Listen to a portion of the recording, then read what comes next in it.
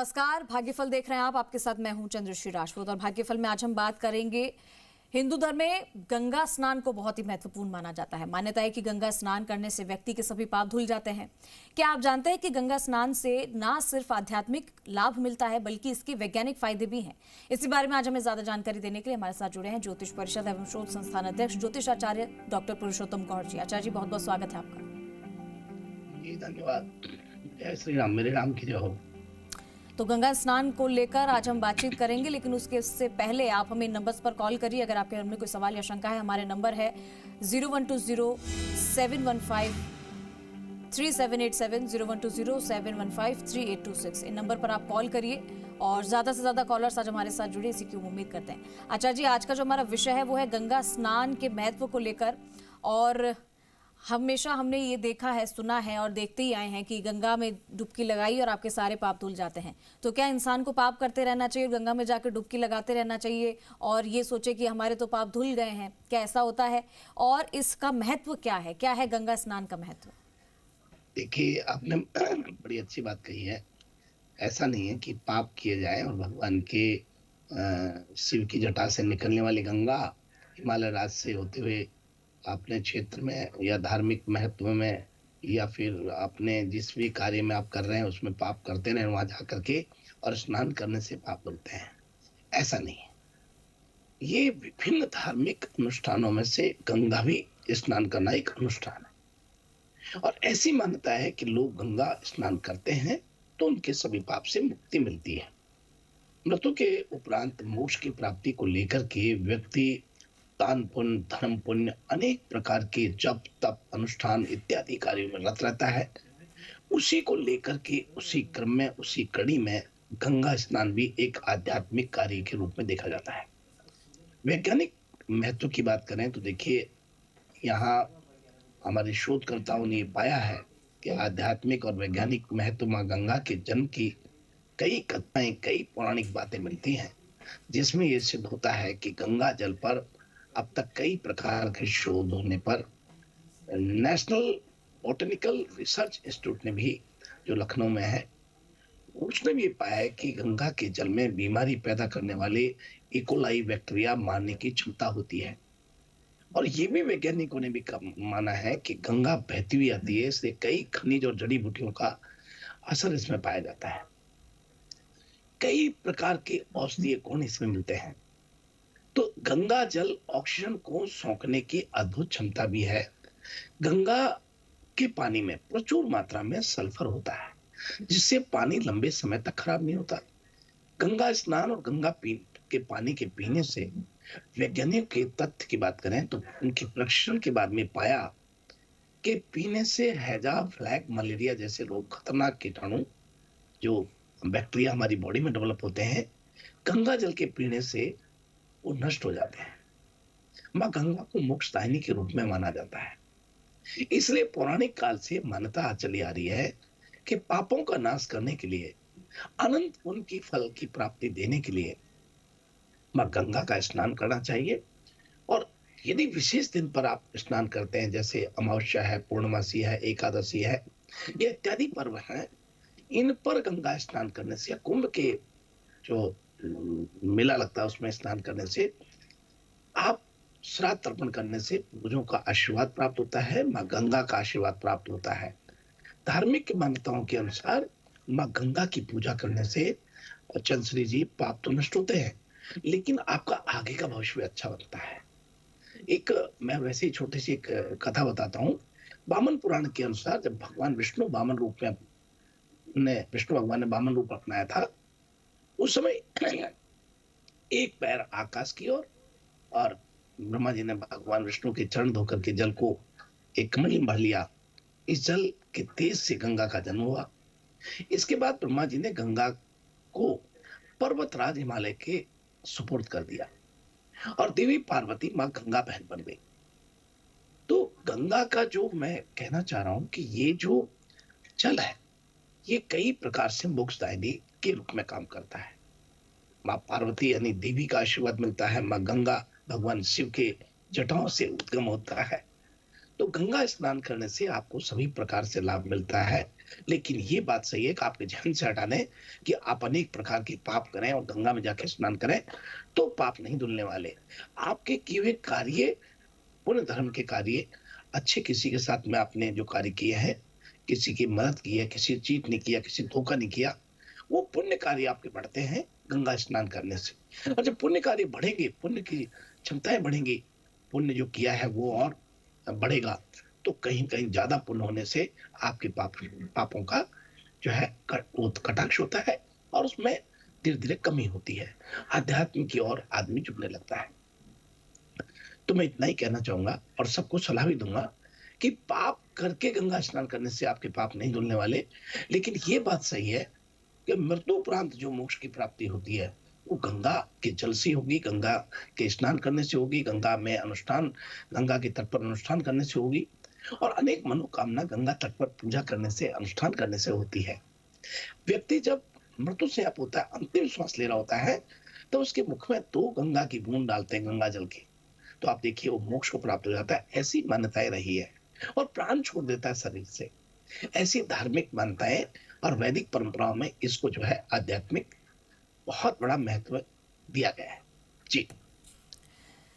तो आचार्य जी ने आपको बहुत सारी चीज़ें बताई और इतनी सारी जानकारी आपको दी कि गंगा स्नान क्यों महत्वपूर्ण है, क्यों किया जाता है और कब इसका जो लाभ है आपको मिलता है। आचार्य जी, हमारे साथ कुछ कॉलर्स जुड़ने लगे, कि करके कॉलर्स को ले लेते हैं। पहले कॉलर जो हमारे साथ जुड़े, अपना नाम और अपना सवाल बताइए। हाँ गुरु जी, राम राम। जी राम राम जी। हाँ गुरु जी, मैं अपने पति रिश्पाल सिंह के बारे में पूछना। गुरु जी, उनके घर में सुख शांति नहीं है, गुरु जी बीमारी रहती है गुरु जी उनके घर में। गुरु जी क्या करना? और गुरु जी वो अपराधी पीते हैं गुरु जी, इसके बारे में कुछ बताओ, उनके घर में क्या होता है? देखिए बहन, आपका बहुत स्वागत है। ये आपकी प्रश्न कुंडली जो मैं बना पा रहा हूँ, ये शुक्र की महादशा हो रही है, वृश्चिक लगन की आपकी प्रश्न कुंडली बन रही है 7:32 पर।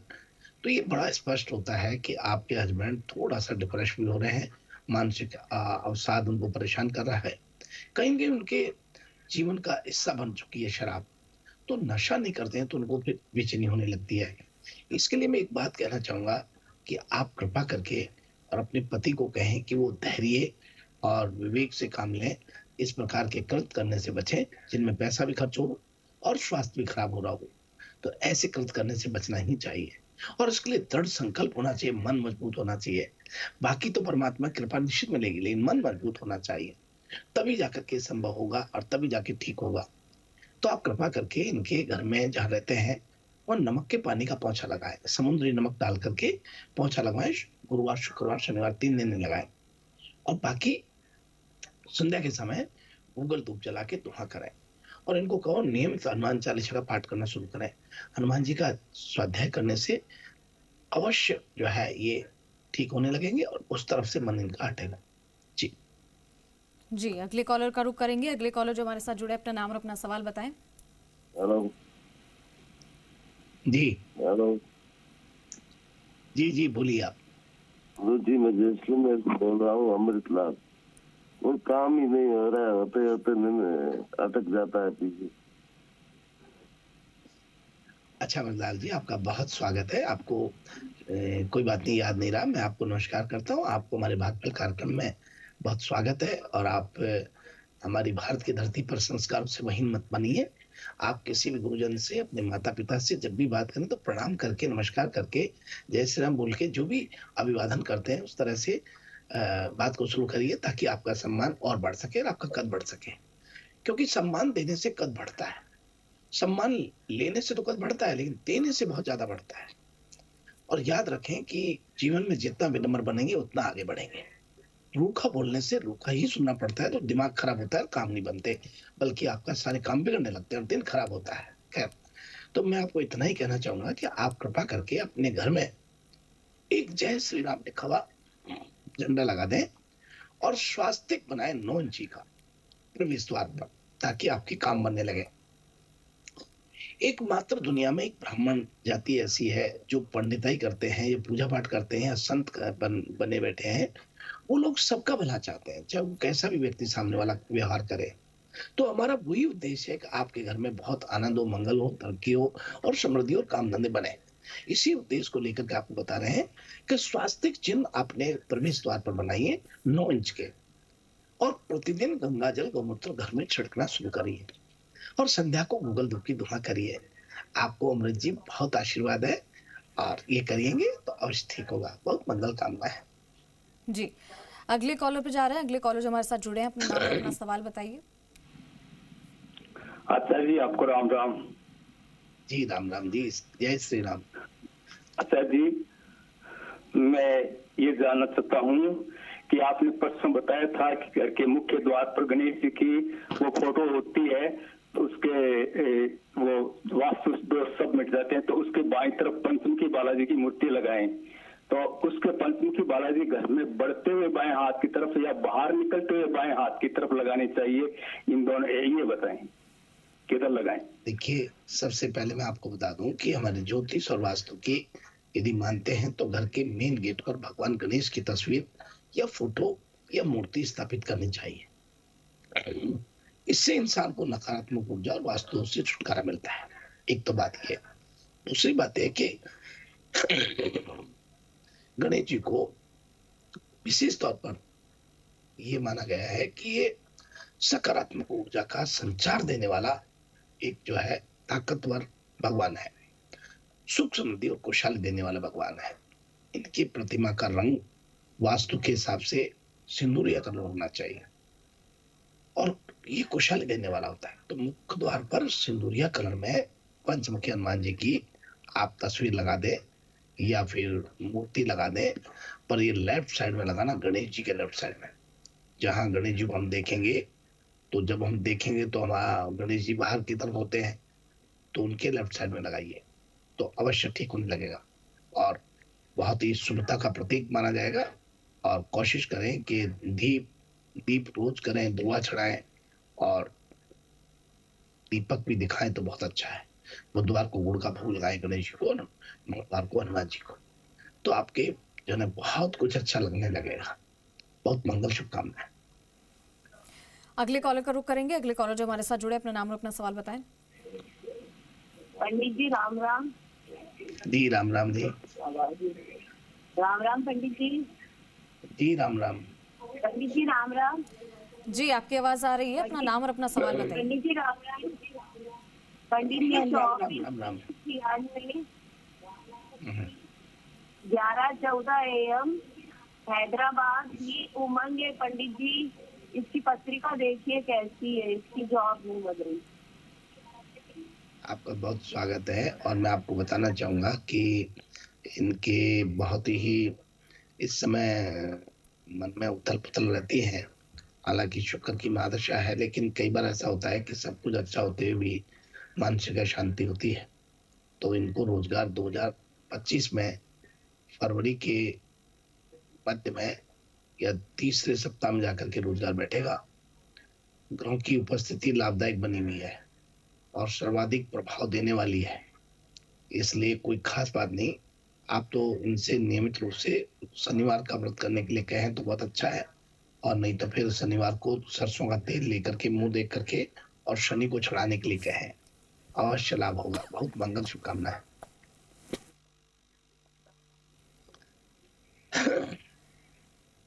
जी, अगले कॉलर का रुख करेंगे आचार्य जी। अगले कॉलर जो हमारे साथ जुड़ गए, अपना नाम और अपना सवाल बताएं।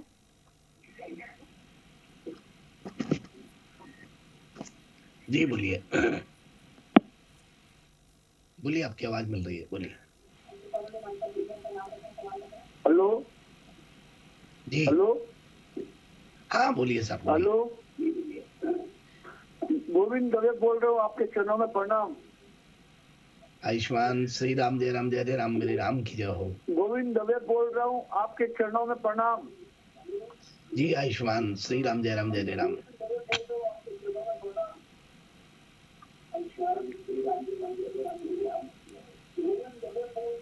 आप अपने टीवी का आवाज कम कर लीजिए सर, और फिर अपना सवाल बताइए। मैं निवेदन कर रहा था कि मैं हमेशा ब्रह्म मुहूर्त में उठकर पूजा करता हूँ। जी जी जी जी जी मैं ब्रह्म मुहूर्त में उठकर पूजा करता हूँ, 4 बजे उठता हूँ। जी और मैं सुबह देखिए उठने पर पहले पहले और मैं पांच देखिए दीपक करता हूँ भगवान के। देखिए ऐसा है कि स्पेसिफिक टाइमिंग ऑफ ब्रह्म मुहूर्त, ये जो आपका टाइम है ये बहुत ही ताकतवर टाइम है। इसमें पूजा करने से आपको निश्चित रूप से बहुत लाभ होता है। और आपको बहुत स्पष्ट कर दें कि ब्रह्म मुहूर्त में पूजा करने वाले व्यक्ति को सहस्त्र गुना फल मिलता है। इसलिए आपको बहुत मंगल शुभकामनाएं। जी जी आचार्य जी, और अब वक्त हो गया है आज का राशिफल जानने का। तो आइए हम बात करते हैं मेष राशि से। आज मेष राशि के सभी जातकों का वैवाहिक जीवन सुख में रहने वाला है। आर्थिक मामलों में किसी पर आंख मूंद करके भरोसा नहीं करें तो ठीक रहेगा। धन हानि आज बन सकती है। यह स्टॉक में निवेश करने से अच्छा लाभ मिलेगा। सरल और विनम्र बनना चाहिए। आज लोगों का आपके प्रति सकारात्मक भाव रहेगा। आज आपकी लव लाइफ खुशियां भरपूर देने वाली है। अब बात करते हैं वृषभ राशि वाले लोगों के लिए। नई जॉब मिलने की संभावना बढ़ेगी। अप्रत्याशित स्रोतों से धन लाभ होगा। फैमिली के साथ टाइम स्पेंड कर पाना थोड़ा मुश्किल रहेगा। आध्यात्मिक कार्यों में मन तो लगेगा, लेकिन शैक्षणिक कार्यों में सफलता पाने के लिए खूब मेहनत करनी पड़ेगी। और अब बात करते हैं मिथुन राशि वाले लोगों के लिए। आज व्यापार में मुनाफा होगा। ऑफिस में आपको अतिरिक्त कार्यों की जिम्मेदारी मिल सकती है।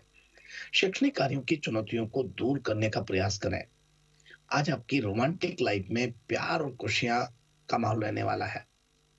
और अब बात करते हैं कर्क राशि वाले लोगों के लिए। आज स्टूडेंट्स को शैक्षणिक कार्यों में अच्छे परिणाम प्राप्त होने वाले हैं। पुराने दोस्तों से मुलाकात संभव हो रही है। परिजनों के स्वास्थ्य पर विशेष ध्यान देना चाहिए। मकान बेचने या किराए से धन लाभ हो सकता है। जीवन साथी से नोकझोंक आज संभव हो रही है। और अब बात करते हैं सिंह राशि वाले लोगों के लिए। आज धन संपत्ति में वृद्धि के योग बनेंगे। रुके हुए कार्य चल पड़ेंगे। सुखद यात्रा के योग बन रहे हैं। सामाजिक पद प्रतिष्ठा में वृद्धि बनेगी। करियर में छोटी छोटी चुनौतियों का सामना आज करना पड़ेगा, लेकिन हार न माने और सफलता हासिल करने के लिए खूब मेहनत करनी चाहिए। और अब बात करते हैं कन्या राशि वाले लोगों के लिए।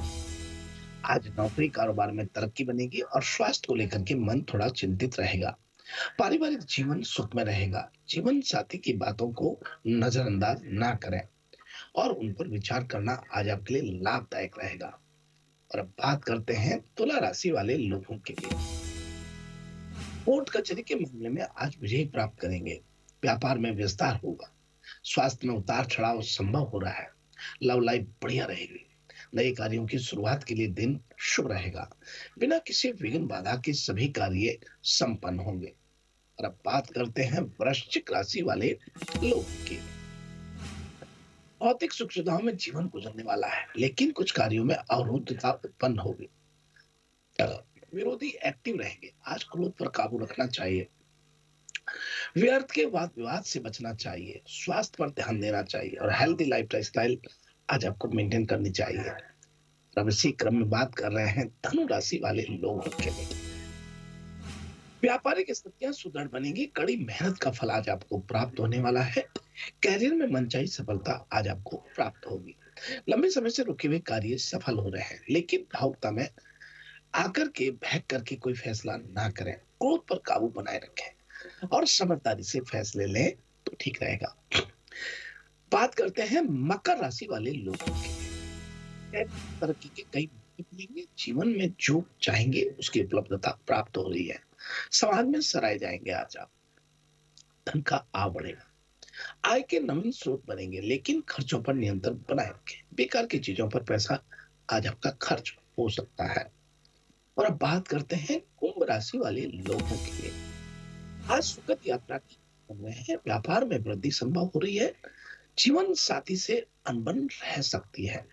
प्रेमी से विचार मेल नहीं खाएंगे, जिससे दुनिया बढ़ सकती है।